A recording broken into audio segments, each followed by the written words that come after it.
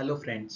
आज हम बात करने वाले हैं एक लिस्टेड कंपनी की जिसका नाम है रेटगेन और ये आईटी कंपनी है। आईटी और एज अ सर्विस कंपनी है जो सॉफ्टवेयर्स अलग अलग सॉफ्टवेयर्स प्रोवाइड करती है एक पर्टिकुलर इंडस्ट्री को और उनको केटर करती है। सबसे पहले मैं आप लोगों को ये बता देना चाहता हूँ कि मैं कोई भी बाय और सेल की रिकमेंडेशंस नहीं देता हूँ। मैं जस्ट इन कंपनीज का बिजनेस आपसे डिस्कस करता हूँ और इनके रिसेंट नंबर आपसे डिस्कस करता हूँ ताकि एक अपन को समझ में आए कि ये कंपनीज करती क्या है, इनका धंधा कैसे चलता है। सबसे पहले रेटगेन क्या करती है।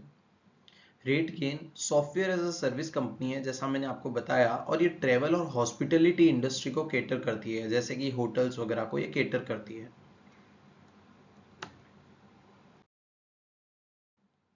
अब ये लोग एग्जैक्टली क्या करते हैं, तो इन लोगों की सर्विसेज तीन पार्ट में डिवाइडेड है।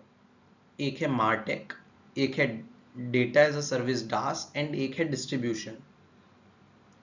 Data as a service, distribution और मार्टेक, इन्हें एक एक कर हम समझते हैं कि आखिर ये होता क्या है। सबसे पहले डेटा एज अ सर्विस की बात करते हैं। ये कंपनी अपने सॉफ्टवेयर्स के थ्रू होटल्स को, एयरलाइंस को डेटा प्रोवाइड करती है। डेटा जैसे कि अब मतलब इन लोगों को कैसे डेटा की ज़रूरत पड़ेगी, इनके कस्टमर्स को डेटा एंड इंफॉर्मेशन एक्सेस, अलग अलग प्रकार के डेटा, जैसे कि मार्केट में क्या डिमांड है, जैसे होटल है, एयरलाइंस है, तो मार्केट में कैसी डिमांड चल रही है, मार्केट में क्या प्राइस रखना चाहिए, इनके कॉम्पिटिटर्स की क्या रेट चल रही है, इनकी रेट एक जगह पे अलग और दूसरी जगह पे कहीं अलग तो नहीं है, रेट की पैरिटी है कि नहीं, इनकी जहाँ जहाँ पे इनके क्लाइंट्स को ये बताएंगे कि आपका एक तो मार्केट में क्या डेटा चल रहा है, कैसा है, मार्केट डेटा लेके आएंगे। प्लस इनका खुद का रेट हर जगह पे बराबर है कि नहीं, उसे बोलते हैं रेट पैरिटी, कि आपका रेट हर जगह पे, हर प्लेटफॉर्म पे बराबर दिख रहा है कि नहीं आपका। दूसरी चीज़ है जो डिमांड लेके आने का, एआई प्रोडक्ट्स के थ्रू डिमांड बढ़ाना किसी प्रोडक्ट की, वो ये लोग ट्राई करते हैं। ये डेटा एज अ सर्विस में काम होता है। डिस्ट्रीब्यूशन, डिस्ट्रीब्यूशन में ये लोग ट्राई करते हैं कि होटल या एयरलाइंस हर उन प्लेटफॉर्म से कनेक्टेड रहे जहां पर कस्टमर आ सकता है। जैसे मैं एक कस्टमर हूं और मैं अगर ऑनलाइन जाकर किसी पर्टिकुलर साइट पे होटल या एयरलाइन की बुकिंग करता हूं, तो और उस जगह पर इनका क्लाइंट अगर नहीं है तो ये उसको जाके बोलेंगे यार कस्टमर तुम्हारा इस साइट पे सबसे ज़्यादा विजिट कर रहा है या फिर इन साइट्स पे तुम्हारे कस्टमर्स आ रहे हैं, तुम इस साइट से कनेक्टेड रहो।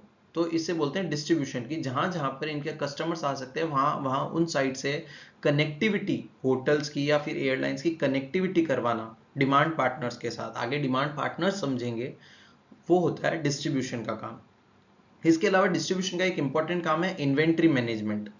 जैसे कि आज अगर होटल का एक कमरा मैंने किसी पर्टिकुलर साइट पे जाके बुक कर लिया, तो उस होटल का जहां जहां पर रजिस्ट्रेशन है अलग अलग वेबसाइट्स पे, तो हर जगह पे से वो एक कमरा बुक्ड दिखना चाहिए कि ये आपका कमरा बुक हो चुका है। तो ये होता है inventory management in case of hotels या एयरलाइंस, ताकि ओवर बुकिंग ना हो जाए, क्योंकि पता नहीं चलता है, अगर आपने अपडेट नहीं किया है तो हो सकता है आपके होटल में ओवर बुकिंग हो जाए कि यहाँ पे भी बुक हो गया और दूसरी जगह पे बुक्ड नहीं दिखा रहा है, तो वहां पर कोई और भी बुक कर सकता है, तो उसे बोलते हैं इन्वेंट्री मैनेजमेंट। थर्ड आता है मार्टेक। मार्टेक कुछ नहीं होता है, मार्केटिंग और टेक्नोलॉजी को मिलाकर बनता है मार्टेक। तो मार्केटिंग करना ओवरऑल टेक्नोलॉजी की मदद से, इसे बोलते हैं मार्टेक। सबसे पहले मार्केटिंग में प्रोवाइड करते हैं end to end digital marketing suit.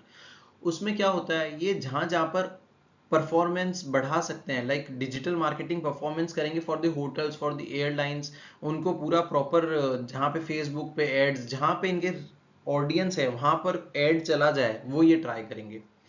Try करेंगे कि डायरेक्ट बुकिंग हो होटल की वेबसाइट पे, एयरलाइन की वेबसाइट पे, क्योंकि लोग अदर वेबसाइट्स का यूज़ करते हैं। तो ये लोग ट्राई करते हैं रेट गेन कि डायरेक्ट होटल की वेबसाइट से बुकिंग कैसे इंक्रीज कराई जाए या फिर उनकी पर्टिकुलर डायरेक्ट बुकिंग्स कैसे इंक्रीज करें। थर्ड होता है मॉनिटर गेस्ट एंगेजमेंट। कई बार क्या होता है, आप हो या फिर मैं हूँ, हम लोग होटल जाते हैं, हम लोग किसी एयरलाइन में जाते हैं, तो जाने के बाद हम हमारा एक्सपीरियंस अक्सर ऑनलाइन शेयर करते हैं, या फिर खराब एक्सपीरियंस तो मोस्टली सब ही शेयर करते हैं, अच्छा करे ना करे खराब एक्सपीरियंस सब शेयर करते हैं।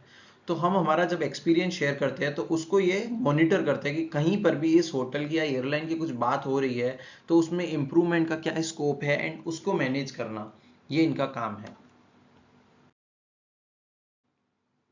अब इनके पास ये सब डेटा आता कहाँ से है? तो डेटा इनको पब्लिक साइट से अवेलेबल होता है, जहाँ पे अलग अलग पब्लिक की साइट्स है, वहाँ से ये लोग डेटा एक्सट्रैक्ट करते हैं।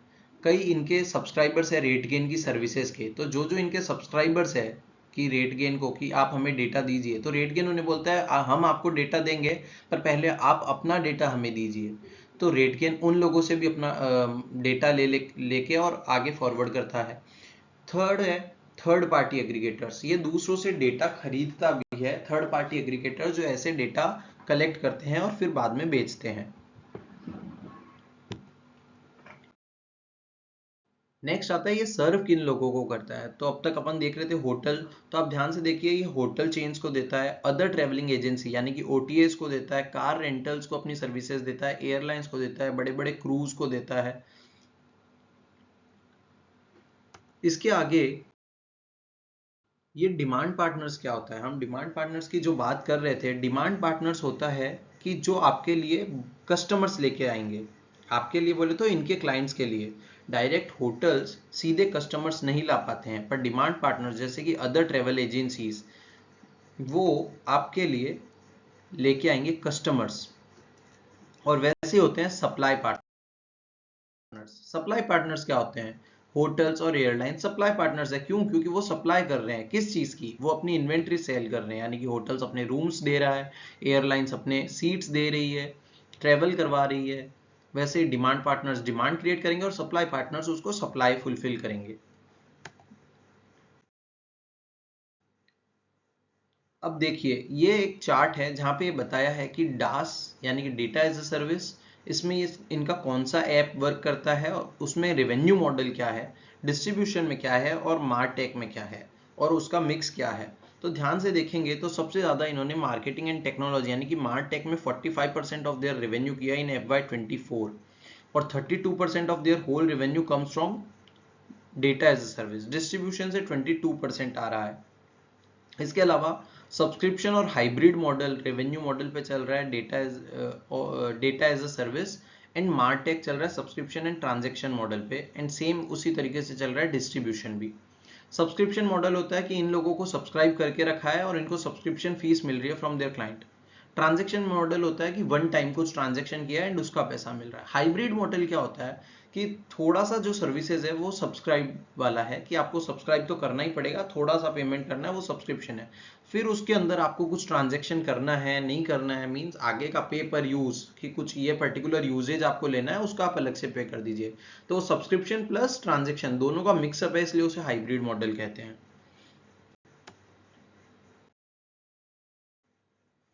अब देखिए इनके रिवेन्यू का डिफरेंशिएशन देखते हैं कि कैसा रहा। 2024 में इन्हें सब्सक्रिप्शन बेस्ड सर्विसेज से रेवेन्यू आया 23.1%, ट्रांजेक्शन बेस्ड सर्विसेज से आया 39.3% और 37% इनका था हाइब्रिड मोड से। वहीं ट्रेवल करने वाले लोगों में कैसे लोग थे, जो एयरलाइन या होटल में जो लोग जा रहे हैं वो कैसे लोग थे? बिजनेस वाले लोग बहुत कम थे 4.4, मेजर लेजर के लिए थे, majority of the times leisure के लिए लोग बाहर निकले हैं। 95.6% इनका वहां से आ रहा है रेवेन्यू। रेवेन्यू को बाय ज्योग्राफी देखेंगे तो आपको पता चलेगा कि नॉर्थ अमेरिका एंड यूरोप इनका सबसे बड़ा मार्केट है। 54.6% इनका नॉर्थ अमेरिका में है एंड 31.3% इनका यूरोप में है बाय रेवेन्यू।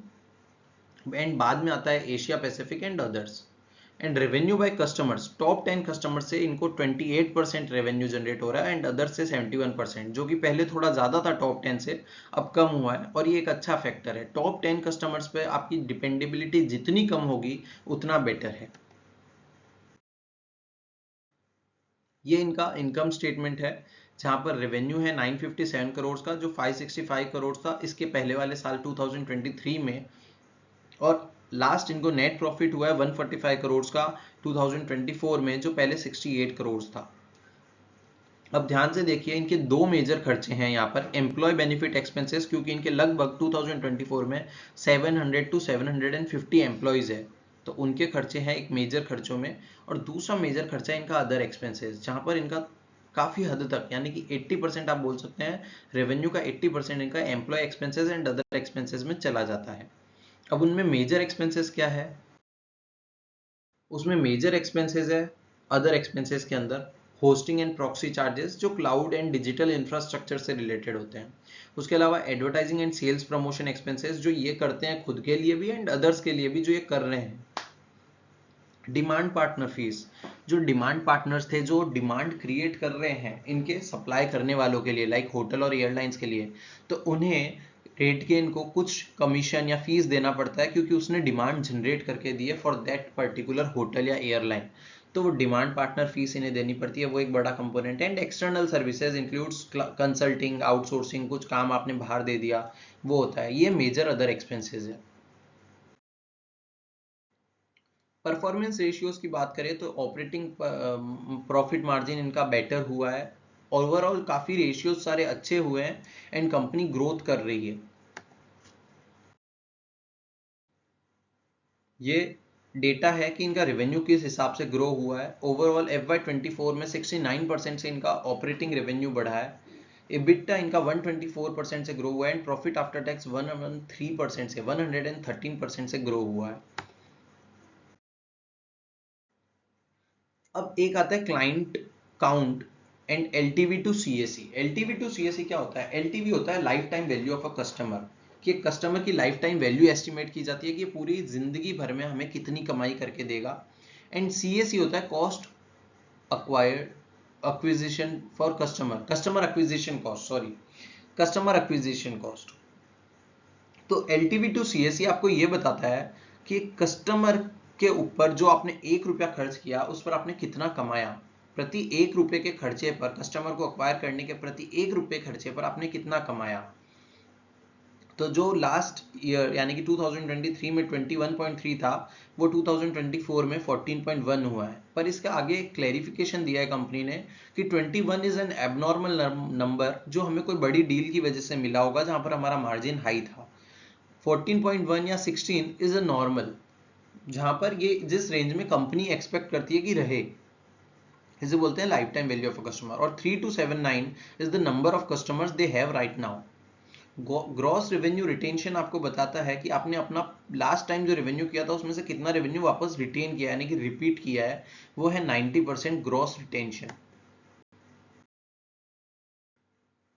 अब फॉरवर्ड लुकिंग स्टेटमेंट्स की बात करें तो जब मैं इनकी रिपोर्ट्स पढ़ रहा था तो फॉरवर्ड लुकिंग स्टेटमेंट्स में इनके CFO ने कहा है कि 20% ऑर्गेनिक ग्रोथ पर ये भरोसा रखते हैं और इन्हें लगता है कि ये 20% ऑर्गेनिक ग्रोथ कर लेंगे फॉर FY25। और इनके पास अभी काफ़ी कैश भी पड़ा है एज ऑफ 2024। और इस कैश के पीछे रीज़न है कि ये कुछ एक्विजिशन करने की सोच रहे हैं। ये कंपनी एक्वायर करती रहती है अलग अलग सॉफ्टवेयर्स को। तो हालांकि अभी तक एज ऑफ नाउ इन्होंने कोई एक्विजिशन किया नहीं है। क्वार्टर 25 के रिजल्ट्स आ चुके हैं, फर्स्ट क्वार्टर 25 के, बट अभी तक एक्विजिशन नहीं किया। बट ये लोग बोलते हैं कि हम एक्विजिशन बहुत सोच समझ के करते हैं, कैश पड़ा है बट हम ऐसे ही एक्विजिशन नहीं कर लेते। और इनकी 3 इयर्स की एस्पिरेशन है कि आने वाले 3 सालों में हम 2000 करोड़ की कंपनी बने, दो बाय रेवेन्यू।